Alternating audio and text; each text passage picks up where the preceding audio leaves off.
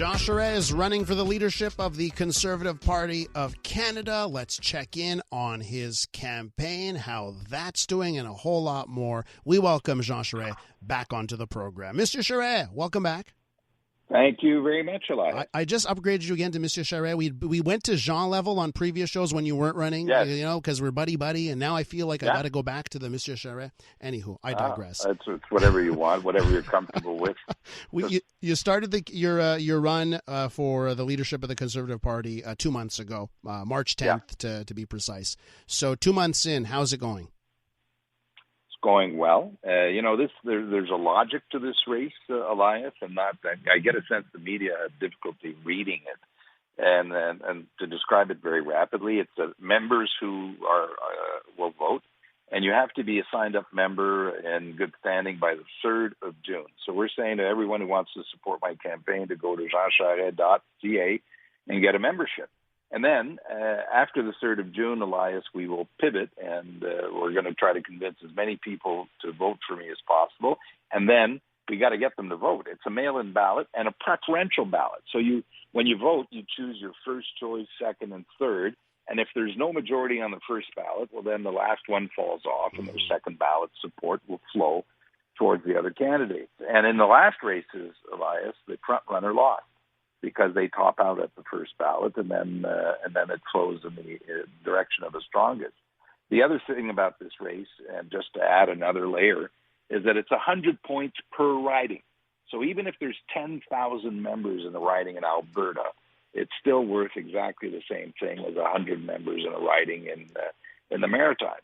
So it's exactly the same thing. So it gives you a sense of how this race has its own logic. And we're working to get as many members signed up as possible by telling them to go to jeancharest.ca. And so I love how you bring up the logic. Certainly sounds like it requires a lot of math from campaign managers to navigate a race like this one. Let's go from logic and math and numbers to emotion.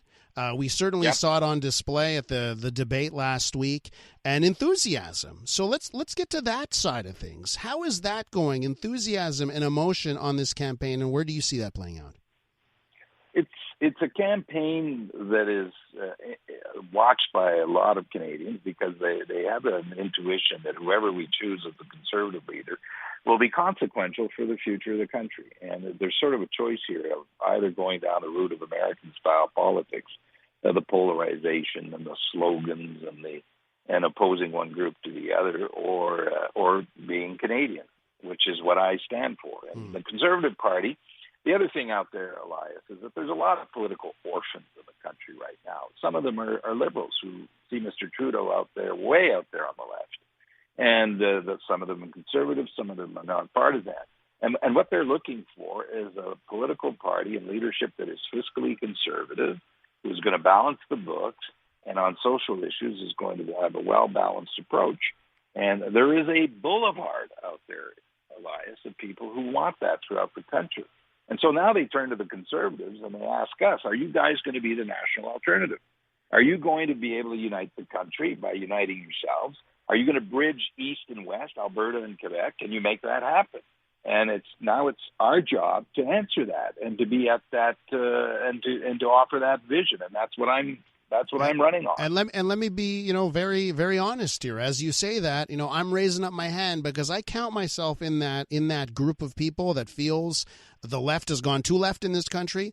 And then I'm seeing the right go too right. And I'm like, where is my meaty middle center? Where is my centrist conservative that wants to increase my TFSA limit and believes in science? Where's that person, right? And I guess there's this this divide within the Conservative Party here that you're fighting right now. Let's just get down to it. You versus Pierre Poilievre. Two very different visions here. A worry that I have is that that very right version is winning within the Conservative Party. Is it winning? I don't think Poilievre is winning. I think he may be ahead in the race, but as I mentioned earlier, the front runner in this type of race ends up losing because they top out at the first ballot. But Mr. Poilievre, we had a debate in Ottawa that frankly wasn't very elevating. I've never seen anything like it in my life. If you disagree with Mr. Poilievre, You're either a liar, you're either corrupt, or you're a liberal. But at one point, he's going to have to talk about substance. I mean, you just can't run on rage, and you have to run and say, here are the things that I would do. For example, I mean, he's called the Bank of Canada officials financially illiterate. And he's promoting Bitcoin, which is now, taking a real beating in the market. Mm-hmm. So, but Mr. Poilievre, I expect tomorrow night, I want to talk about substance. I want to talk about vision. I want to talk about the future. I expect him to do the same thing tomorrow night. I'm hoping he'll do the same thing tomorrow night because, we need that. That's what politics should be about, as opposed to just attacking and attacking and attacking other people. That's not the leadership that the country needs or wants. Jean, do you regret in, let's say, the last decade or so, not being as much on social media? And I know social media is not real life, but it controls so much of the narrative. Yeah. And you're starting you're starting at the back when it comes to the social media aspect of some things. Yeah. I don't regret it, Elias, but you're putting your finger on something important. I was not at all on social media, and by the way, I have no appetite for it either. And for me, it's been a catch up. And when we started the race, our social media game certainly wasn't, or plan wasn't at the level it needed to be. And so we've caught up a lot since then. But does it change? It changes everything. There's a lot, whether it's Twitter or whether it's TikTok or whether it's Facebook. And Instagram.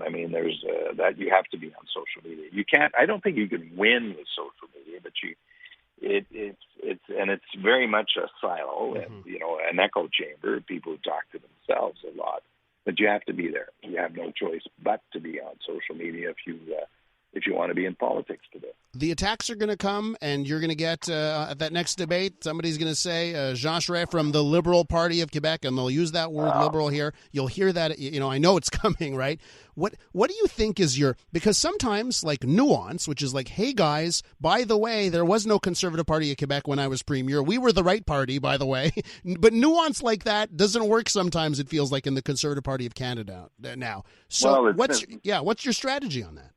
Well, it's to just respond by stating what the facts are. And people all the folks who are listening in today who hear that stuff know just how dishonest that is to say that.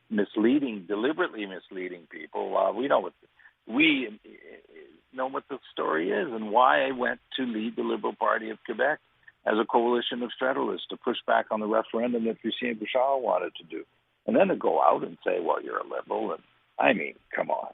And if he's ready to do that, well, what else is he telling you that isn't exactly aligned with the truth? That's a good question.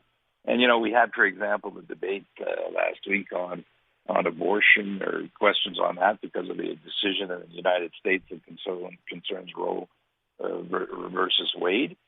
Mr. Poilievre will not tell women in Canada whether he's either pro-life or pro-choice. And I've stated my position. People know where I stand, and I'm respectful of those who may not agree with me, but not telling them? Really, Elias?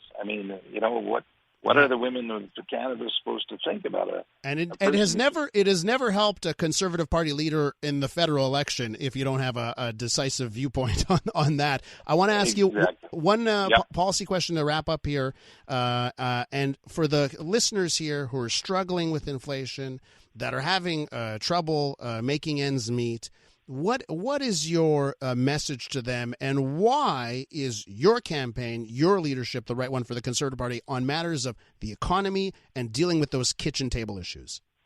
I have a very strong record on the economy that I'm very proud of. I am a fiscal conservative, and that's the way I governed when I was in Quebec. Mr. Legault, when he came into government, had an $8 billion surplus and a higher credit rating to this day in Quebec than Ontario. Now, during the financial economic crisis, Elias, of 08-09, Quebec did better than the rest of Canada in creating jobs and economic growth because we reduced personal income taxes and we had a lot of discipline. On inflation, there's two things that I think we need to do. We need to better control spending, which feeds into inflation. That's order number one. The other one is that I think we're going to have to look at income taxes. In 08-09, we reduced personal income taxes, and that had a very positive effect on increasing wages and increasing personal income for people. And those are the two things that I would look at in terms of fighting inflation. Jean Charest, running for leadership of the Conservative Party of Canada, and debates tomorrow night, with the second one.